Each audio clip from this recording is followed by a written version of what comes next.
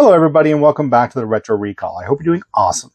Today is another thrift finds video on the Retro Recall channel. These are items that I have found through thrifting or online marketplaces or at different yard sales and things like that. Things that are, kind of unique to me, or things that bring back memories, or things I think would be cool to have on the channel, maybe do a future video on. Also, a little twist for today, I've had 2 viewer donations that I would love to be able to open up on the channel and share with everybody. I'm going to start off right away with that, but before we do, let's go to the intro.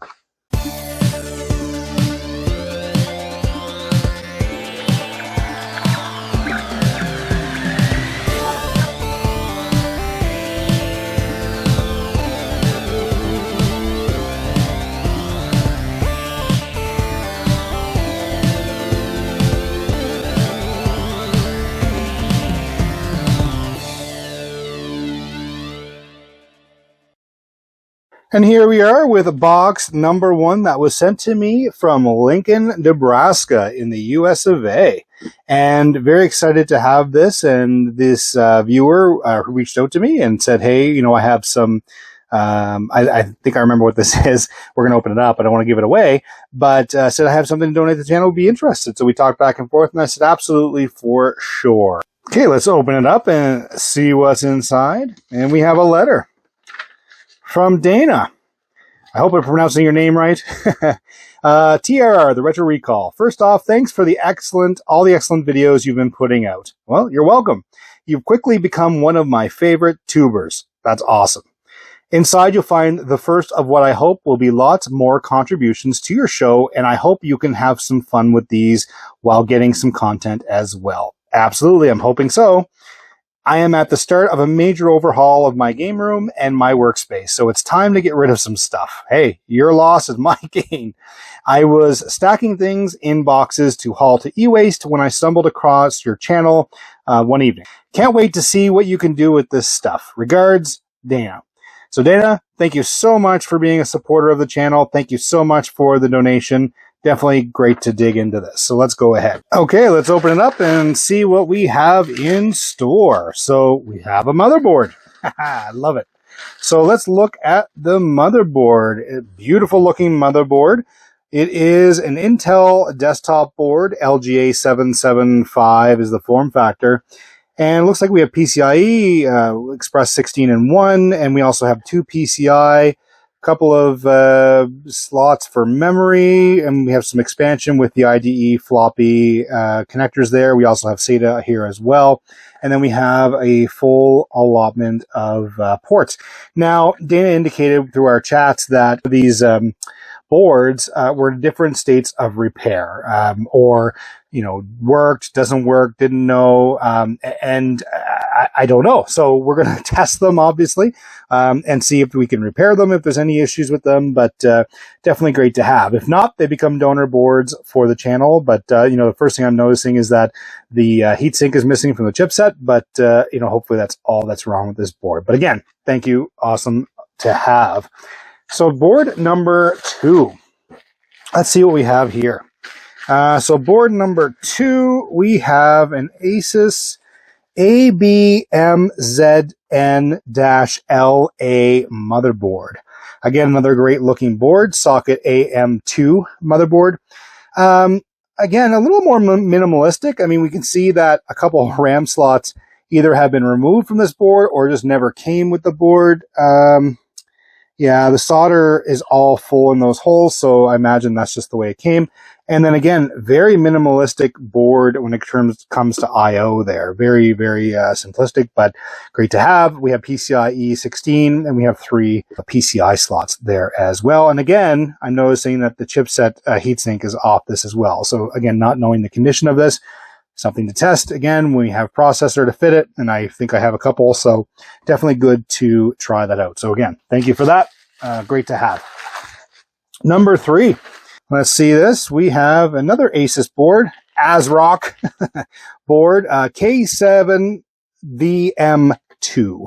ATA 133, I haven't seen that in a while. USB 2, socket 462 is the form factor on this one. So we have AGP, 3 PCI and AMR slot here as well.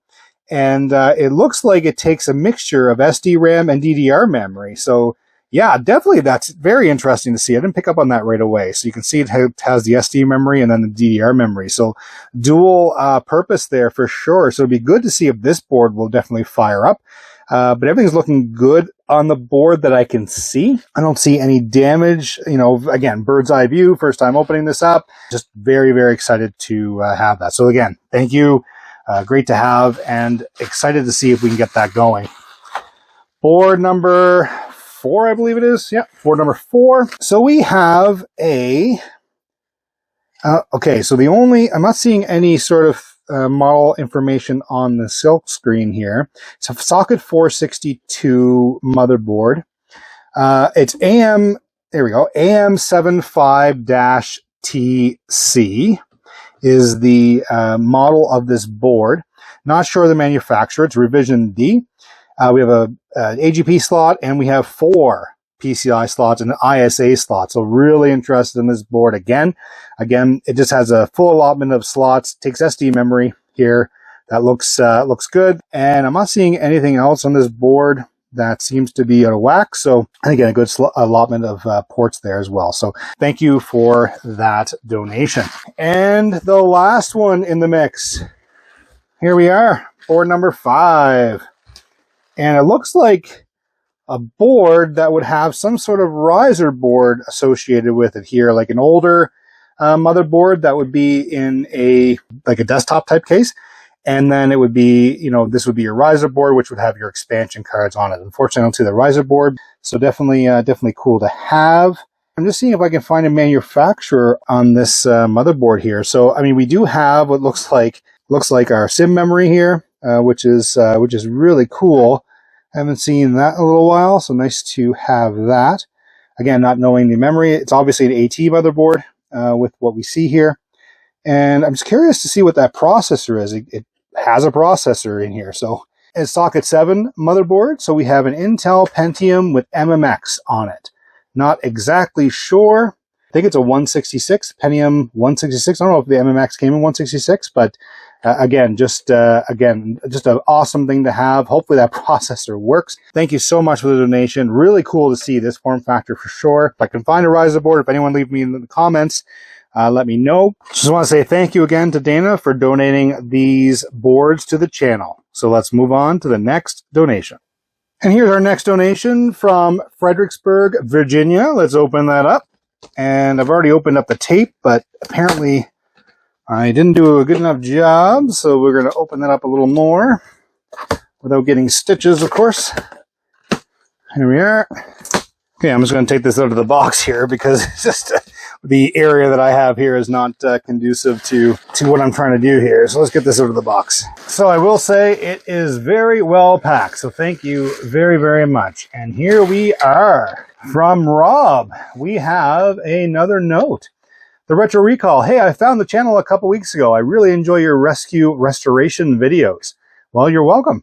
I used to do that minus the video part with the relatives' old computers. I had quite a collection for a while. Unfortunately, I was forced to downsize during my house move. I found this piece at work. I work custodial for my local school district and found a few years ago where they were doing a PC refresh.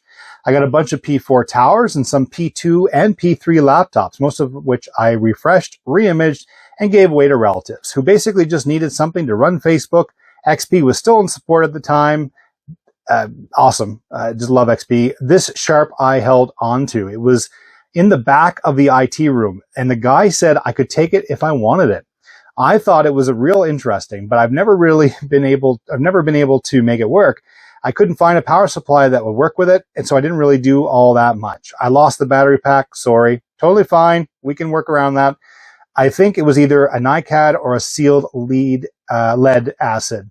And it had the same terminals they use on UPS batteries. If that helps, definitely. Anyway, I hope you can get it going. It would be awesome for this thing to find new life. Keep up the great work, Rob. Rob, thank you so much for this. Completely amazing. I can't wait to look at this and see what the heck we have here. All right, it's definitely heavy, which is, conducive to old computers for sure. Yeah, there's quite a bit of packing here. So again, Rob, you did an amazing job packing. So thank you so much, ensuring that these things get here in one piece. And here we are with Rob's donation. It's the Sharp PC 4500. See, talented. I can read upside down. Now with 640 kilobytes. Oh my goodness, that's amazing. To be honest with you, I have never seen a machine like this before in my life. So definitely interesting to go over and take a look at. And yeah, just look at that dual. Is that real floppies? Yep, dual floppies. Power, brightness, contrast. Let's look around to the back here. Do we have any more ports in the back?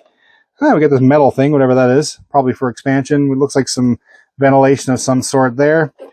And it says parallel printer and external floppy disk drive. And then we have some blanked out ports here as well. It looks like it would have came with some potentially some expansion ports here. So it says serial engraved into the plastic here as well as CRT. Could this be for communications? Who knows? Let's open it up here just to see what we have. Oh, look at that. I know nothing about this machine yet, but I'm going to for sure. But we have the Sharp PC 4500 written up on the screen here. So Rob, I'm definitely excited about this because I will work hard to see what I can do to get this going for sure. Thank you very much for donating this to the channel. Yeah, just really excited to see if we can get this going, but my goodness, just excite you. So definitely, again, thank you to Rob. Definitely awesome. Thrift find number 1. The Microsoft Sidewinder gamepad, sealed in blocks. Look at that. I believe this was from 1997. So more buttons, more functions, more control. There's no other controller like the Microsoft Sidewinder gamepad. Now, I believe I had one of these when I was a kid, and I think that's what drew me to this when I first saw this. And again, when I saw it sealed, I just thought, you know what, definitely want to have it for the collection. Yeah, so to advertising, hey, the Sidewinder Precision Pro as well is another option you could purchase. Hey, it comes with a 30 money back guarantee, so I'm within those 30 days. It works only for Windows 95 based games and MS-DOS based games that run Windows 95. So that's what they're saying. There's requirements. Designed for Windows 95, CD-ROM format, and heck, it comes with a $10 rebate. I'm going to fill that out and send that out for sure. But yeah, definitely cool to have in box. I know the Microsoft line of the Sidewinder gamepads were definitely popular and really cool to have this sealed in box. Next, we have a D-Link 4-port Ethernet broadband router. New integrated cable diagnostic technology. Ooh. Express Ethernet network. So definitely cool to have. You know, back in the day, you'd have multiple of these in your network to, you know, maintain your network and keep your things going. But definitely cool to have. And, you know, this is still sealed in box. Theoretically, it's never been open, but it's definitely cool to have. So you put it, you know, obviously connect multiple computers via hardware, via Ethernet to your network. But, you know, when I see things like that, you know, I sealed like that, I always grab them, you know, for $1 or so. You know, it doesn't hurt. This model is DI604. I believe this is a 10100, if I'm not mistaken. Just back in the day when, you know, we're talking DSL days, that you would share your network across multiple systems. Next, we have the Hewlett-Packard HP CD Writer Plus 8210i. An internal CD writer, brand new, sealed in box. So new old stock in box.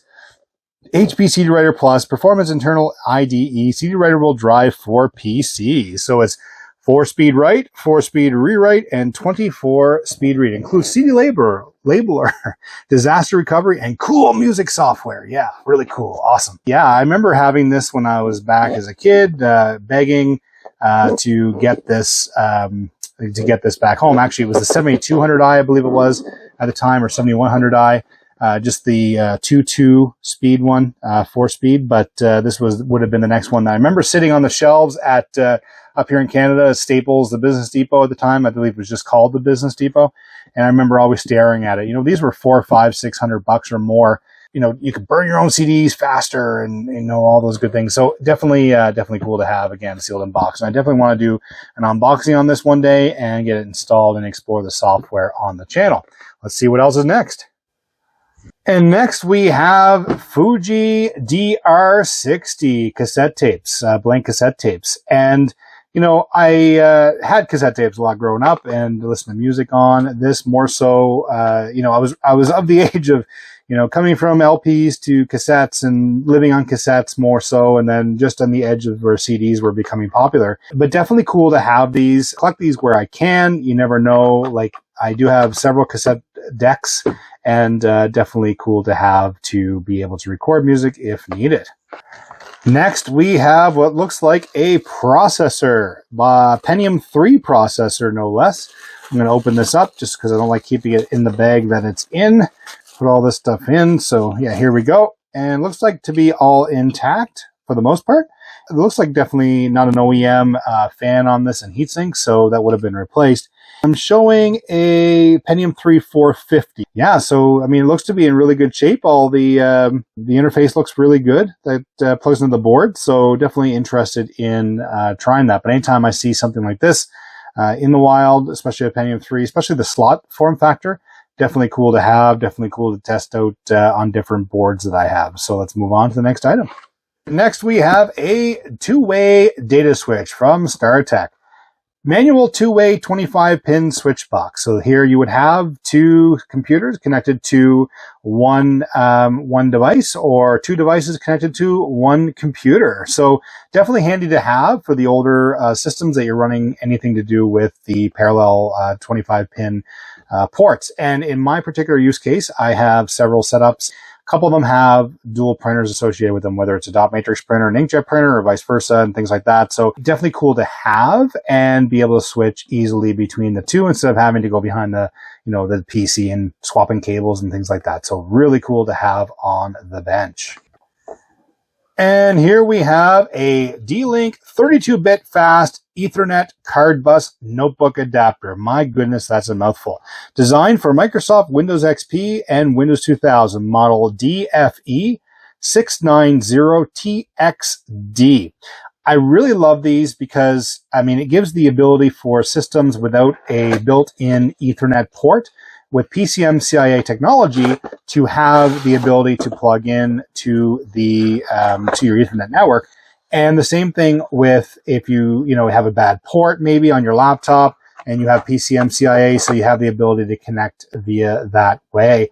And I just love this. And it's fully boxed. And I love this little case it comes with. Back in the day, if I ever dealt with PCM-CIA, they were just cards, loose cards. So definitely cool to have and definitely cool to be able to use in another potential build.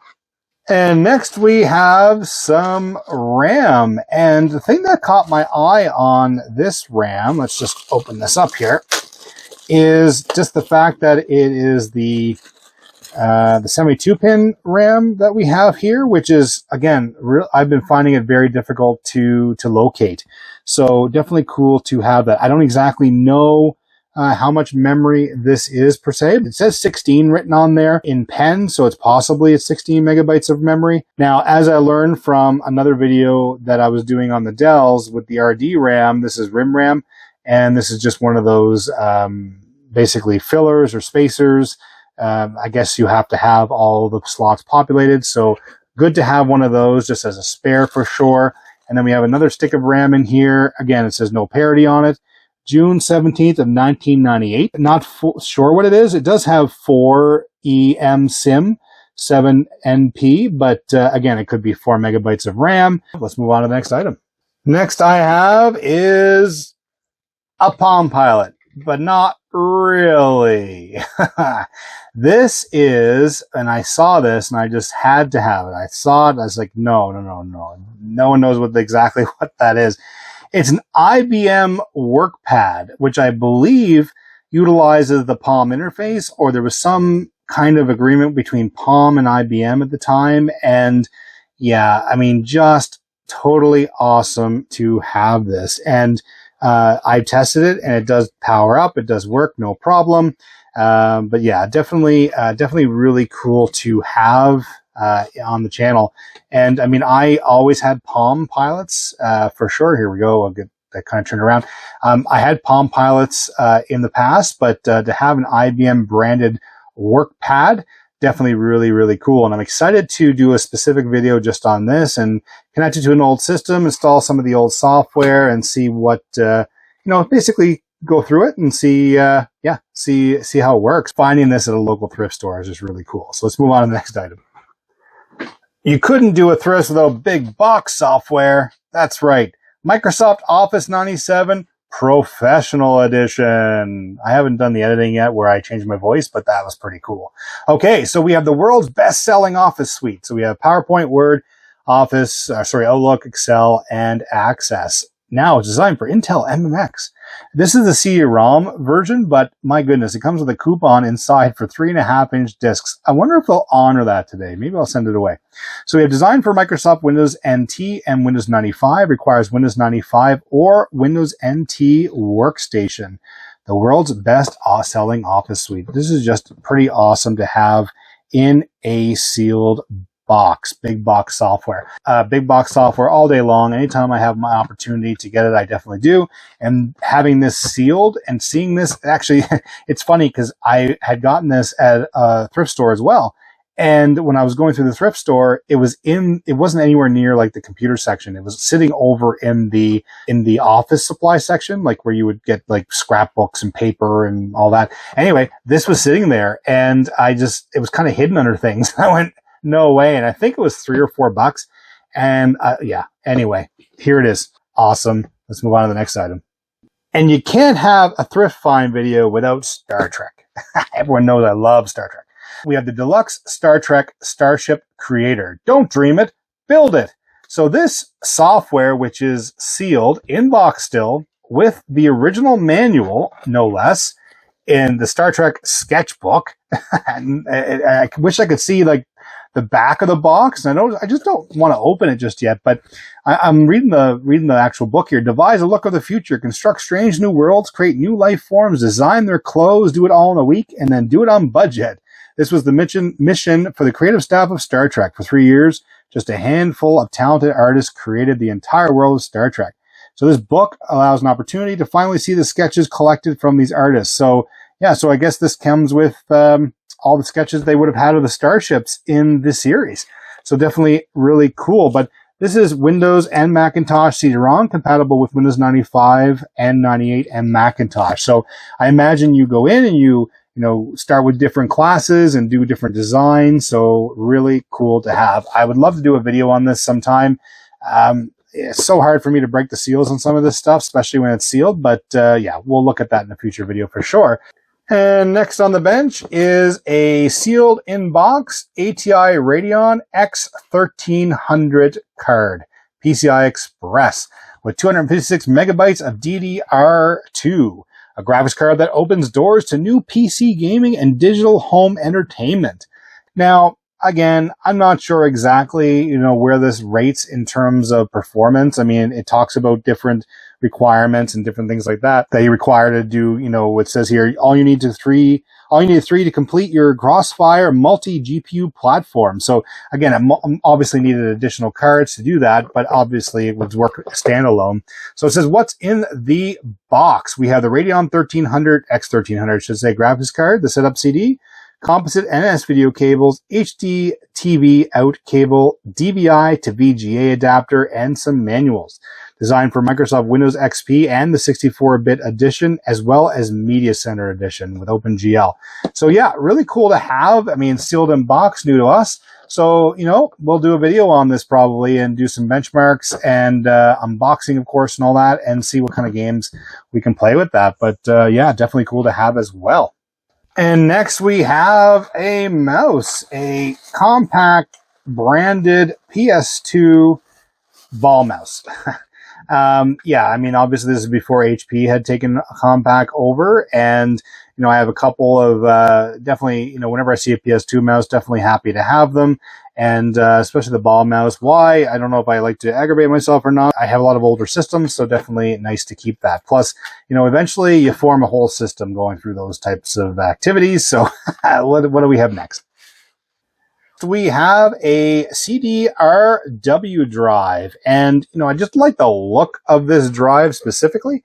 This is a CDRW 523252, and This is a translucent button, so I imagine that lights up as well. But again, I just like the look of this drive. And it's made by Samsung, and the model is SW252. So definitely, again, cool to have on the bench in the collection. And when I saw this laying there, I just said, you know what, can't leave it alone. Any beige drives like this, I try to get for some of my beige builds. You know, they become harder and harder to find, especially, you know, the IDE interface. So again, nice to have. Specifically when you're thrifting and you see something like this, I try to tend to grab it. So there we go.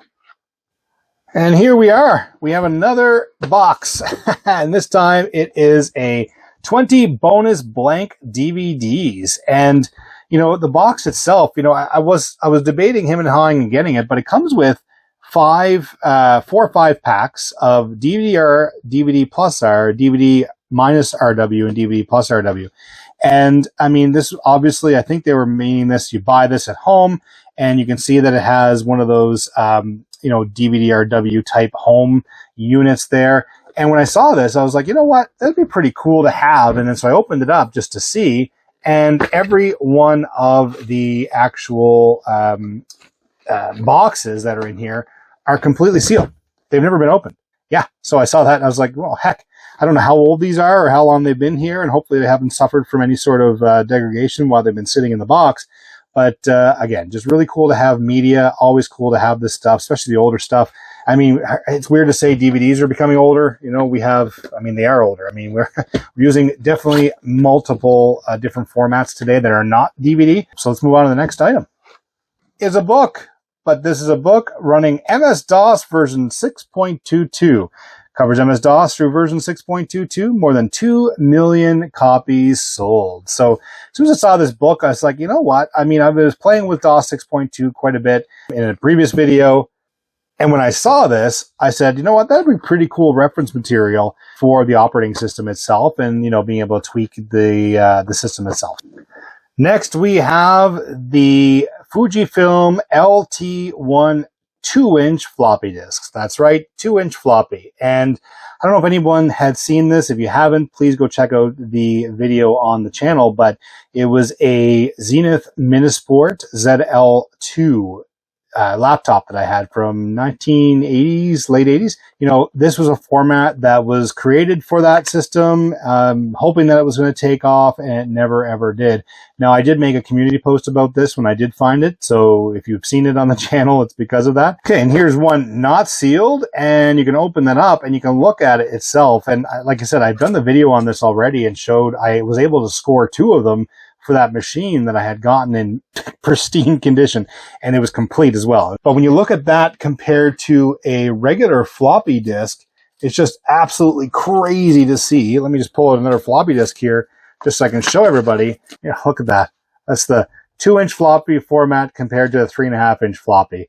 So yeah, I mean, Fujifilm made them for the Zenith Minisport, to my understanding, and they were going to continue to try to push that format. And unfortunately, I mean, it didn't continue, but it definitely is a pretty cool format, just the form factor. But when I was able to get a box of them, when I saw this come online, I just said, yeah, it was online marketplace, and someone was just kind of getting rid of them and said, you know, hey, these don't work anymore, so can you take them? And I opened the box and all but one was sealed in the box, and I went, yeah, I mean, what an amazing find. I mean, that'll do me for the life of that machine. Next, we have more Palm in our lives. We have a Palm M105 handheld. Simple, connected, and fun. Take control of your life. Accessorize your Palm handheld. Yeah, just so cool. When I saw this in the thrift store, I hemmed and hawed, of course, and like I mentioned before, I had a Palm Pilot. I think it was a Palm 3 XE was the one I had. And I'm not sure exactly where this fits in that whole line of models. Mine was more square, similar to the WorkPad, the IBM WorkPad I just showed a moment ago. You know, this is more of a rounded version, but it runs obviously Palm OS as well. This particular one comes, with everything in box, comes with all the original software, everything that you need to get going, comes with an accessories catalog. I'm not going to go over this today just because I want to actually do a video on it, but having the original software is extremely handy, and then having the actual unit, and there's no damage at all to it, and along with the pen as well. And again, a lot of these came with the pen, but I mean, they fall out over the years and hard to get, again, in condition. And then you have the interface here, which goes to the serial connection on your laptop or desktop. And you have your base, which you would do to sync what you would do. So you would have this as a personal or a PDA is what this is. So you'd have that and it would sync everything with the computer, your date books, your calendars, your contacts. I use mine for games, believe it or not. I had some games installed on there. I would love to be able to show this in another video, which we will do so. So let's move on to the next item. Next, we have the Logitech V20 notebook speakers. So yeah, I mean, they're notebook speakers, they're portable speakers. They're designed specifically for your laptop. So music as portable as your laptop. Logitech V20 notebook speakers. So these comes with a travel case. They're USB powered. Play, pause, and stop media controls, which look like they're right on top here because they are interfaced via USB. And dynamic headroom, whatever that means. I imagine that's their interface or their sound or whatever. But yeah, I mean, stylish looking speakers. Let's flip it around here so you can get a better idea. So it says V20 notebook speakers, and we have our protective case, our travel case. So you have your laptop, and this would give a little more sound to your laptop speakers that arguably laptop speakers were never great, but definitely cool to have that. So when I saw these, I thought, you know what? They're in box. They're all there. Everything looks in good condition, tested, just working, and sounded pretty decent for what they are. So it'd be really cool for the laptop and do a run on these in another video. But yeah, just wanted to show everybody that as part of one of our finds. Let's go on to the next item. Now, who remembers this? The Logitech webcam. This is the USB version.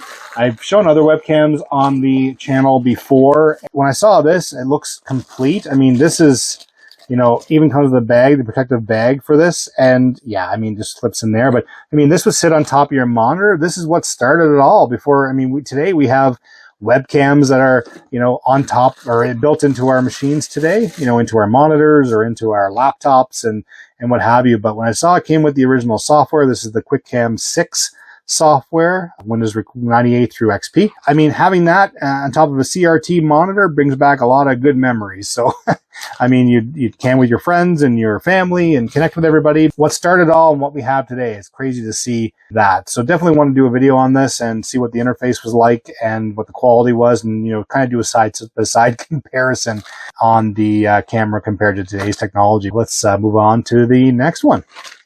Next, we have some floppy disks in a protective case.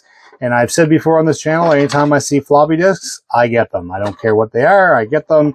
You know, especially if they're new like this, I definitely like to get them. And yeah, we have Highland 1.44 megabyte floppy disks, which are, looks like there's 4 of those guys sitting inside here, along with their respective case. We have KAO, again, 2 megabyte capacity on these guys.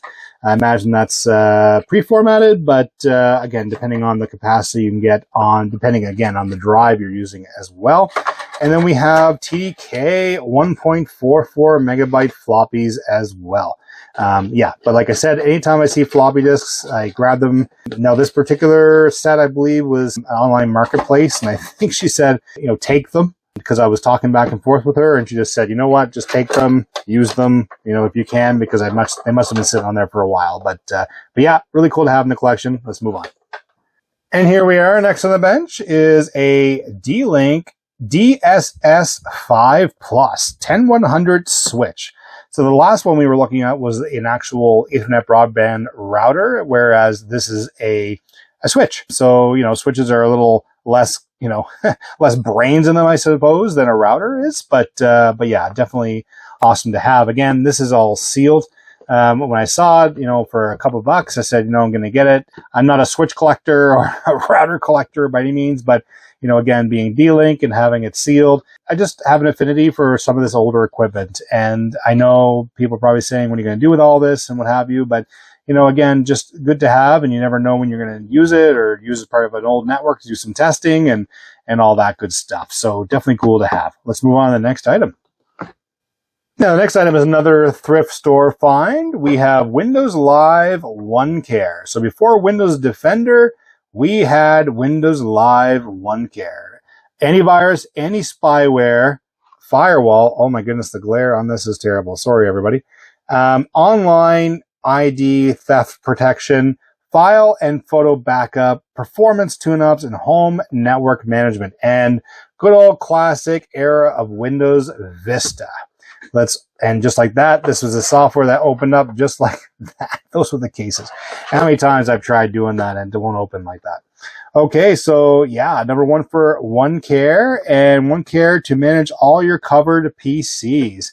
So I believe this was a subscription-based service, or maybe it was just standalone originally, but yeah, I believe today this is operational again. A retro enthusiast took this software and created their own, not really created their own, but more or less put this back online, I believe. Again, keep me honest in the comments, but I'm pretty confident that this is up and running, or at least a version of this is up and running again. But, you know, having it complete with all the different manuals and information, yeah, definitely really cool to have.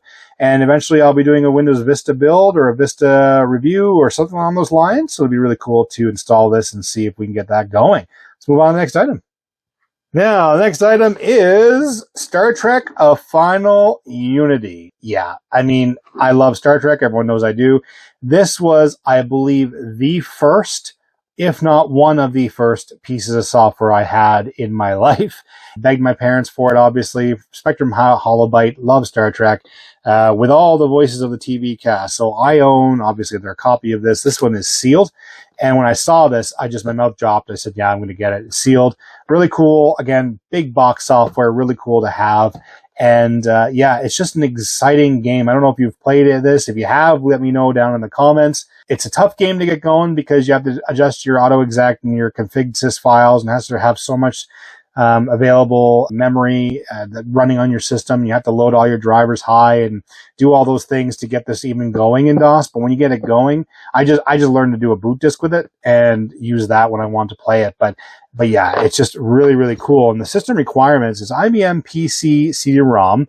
It is a PC 33 megahertz of 486DX compatible, running at 66 megahertz or 486 or Pentium recommended, 8 megabytes of RAM, hard drive, 20 megabytes, and double speed CD-ROM drive, running DOS 5 or higher, Super VGA graphics, mouse, and Sound Blaster compatible.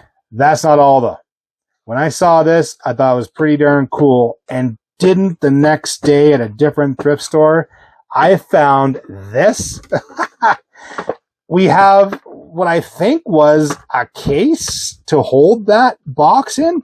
So if you look, and I don't want to wreck this, the last thing I want to do is cause any damage, so I'm just going to open up slowly here. Yeah, it's a case that's supposed to hold the contents of this. I'm not sure, because you can't actually fit this in, like, over that box. They're both the same size. When I saw that, I was like, oh my goodness. Not only did it relive my child memories by finding this, but then also finding this as well. Again, Star Trek. Love it. Let's move on to the next one. Next, couldn't really have much of a slide in intro just because of the size of this. So we have a Toshiba TV, and I saw this for $5, and I thought, oh, I'm not going to buy that. It's just a Toshiba monitor. I'm not very familiar with it, but it's an actual TV. Let's flip it around here. So it's a smaller Toshiba television. You know, I just love the array of ports, and then I started thinking this would be perfect on the bench for different testing. If you saw my Naboo video when I got the Naboo, I had used this to test the Naboo because it had the RCA connections in the back here. Not only for RCA, but I also had the coaxial cable here as well. So I wanted to do any sort of videos with that, you know, TV out cards and things like that. I definitely want to try some of those with TV capture and things. We have the VGA, and we have 2 HDMI and PC HDMI audio, no remote, from June from 2010, and it works just fine. This opened up possibilities for different things on the bench, especially with the PC port on here, using it as a regular monitor. For $5, definitely worth it. What's next? And next, we have more big box software in the form of Star Trek again. Sealed. Love it. Completely sealed. This is Star Trek Starfleet Academy, the most anticipated 3D space sim of the year, computer gaming world. Win one of 1,000 cool prizes of a Star Trek Triple Triples game. This is from Interplay and designed for Windows 95. And I do have a copy of this outside of a sealed box. It's really cool gameplay. And you're able to go in and you make decisions. A lot of cinematic videos on the internet with the original characters. And in Starfleet Academy, it's teaching you how to be a starship captain, whether it's different incidents that you have, different things you need to overcome. But there's a place in the galaxy where legends are born. Welcome to Starfleet Academy. Key features: the first and only Star Trek action flight simulator, the ultimate in starship battle realism with translucent texture mapping and real-time color light sourcing, featuring filmed footage of the original Star Trek actors for the first time in any Star Trek computer game. And of course, a bunch of music and stuff. But yeah, it was just really cool to see this. Definitely want to try it out for everybody eventually. And maybe I'll do a Star Trek type themed video with all the different cut-ins and outs of different games. Let's move on to the next one. Star Trek and Star Wars. We have Star Wars Jedi Knight Dark Forces 2. It came from Walmart. Original price was $29.96. This is absolutely pristine, and the box was sealed. I guiltily opened it because I wanted to play it. I really wanted to open it. I love this game and played it quite a bit when I was younger. It's just a really cool adventure game. Only a fully trained Jedi with the Force as his ally will conquer. Jedi Master Yoda.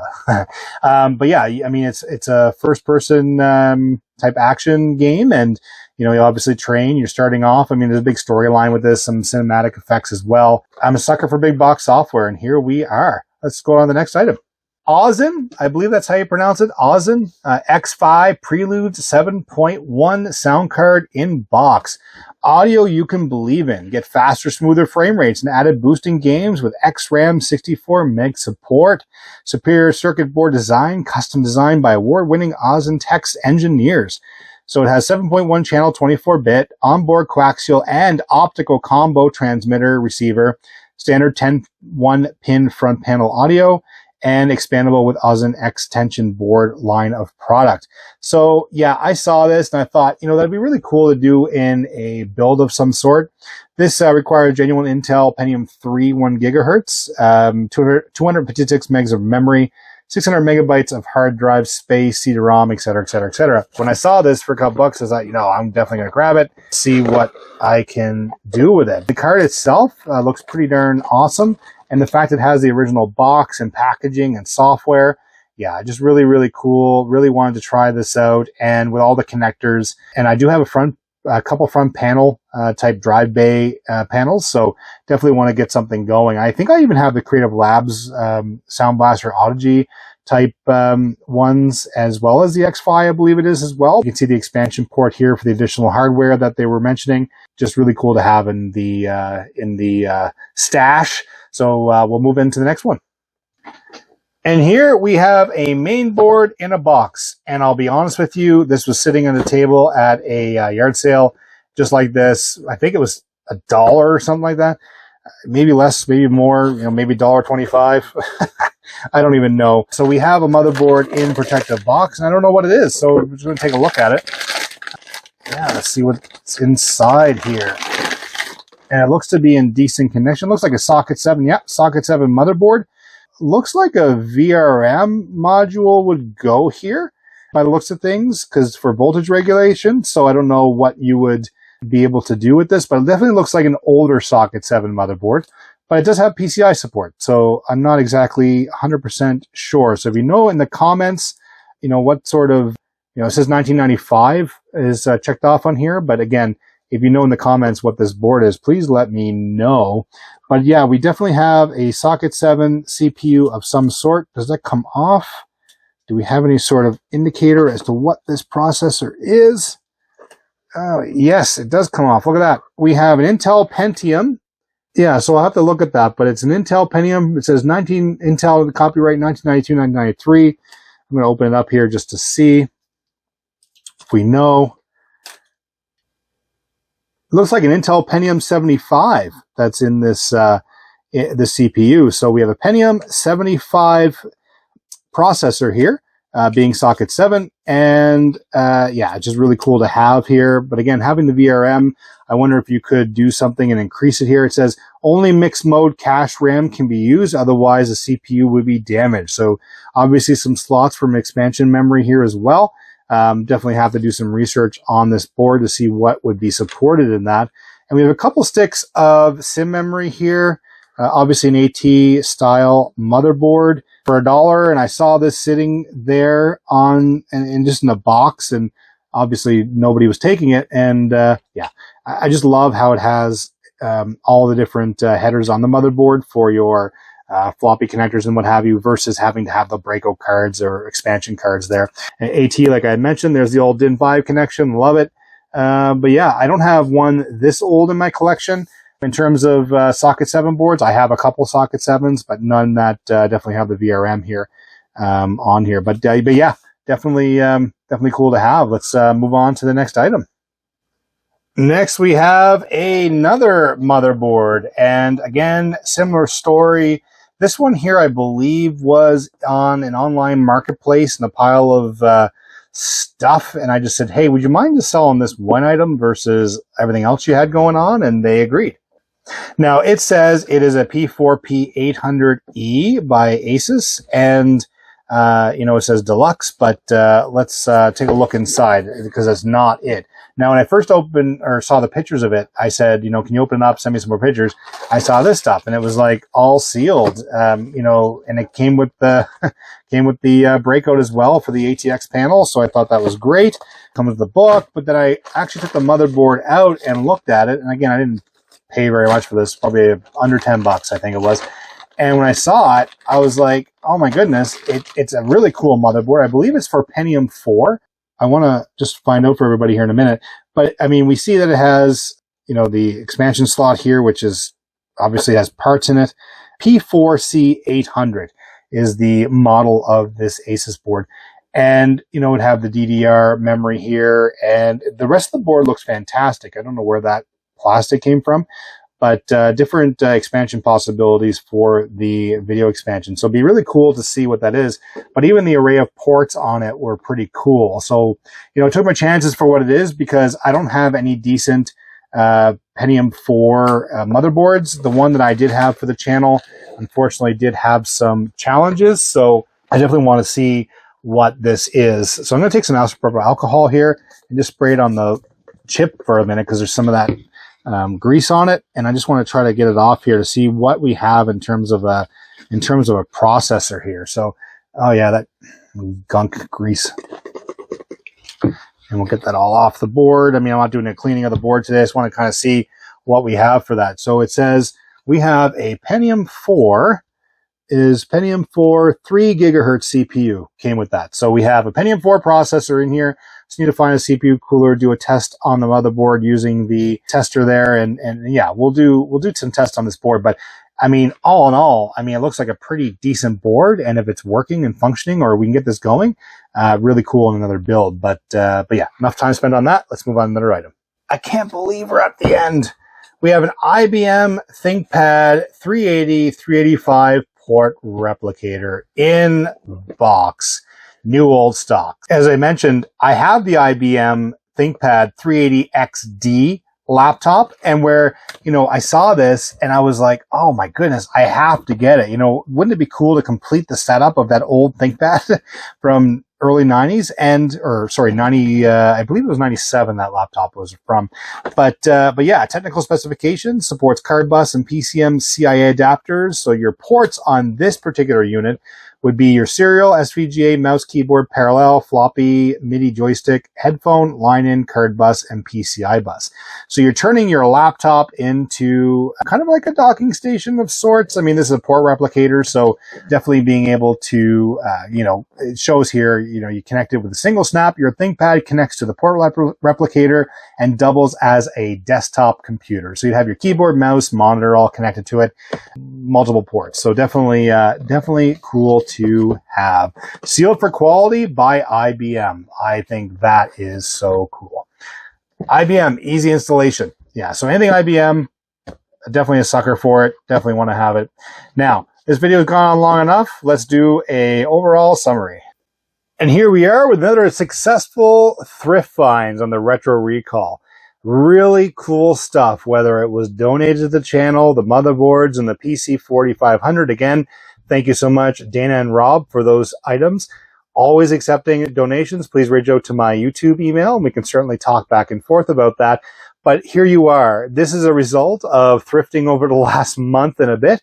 Things finding in different areas, whether it's thrift stores or online marketplaces or yard sales, or people calling me up locally and saying, hey, you know, what do you think about this? And just being able to come across so many sealed items, definitely bringing back some memories, and really great to have on the channel. So that said, if you like today's video, please give it a thumbs up. If you haven't already, please subscribe to the channel. It really helps me out by doing so. Hit the notification button.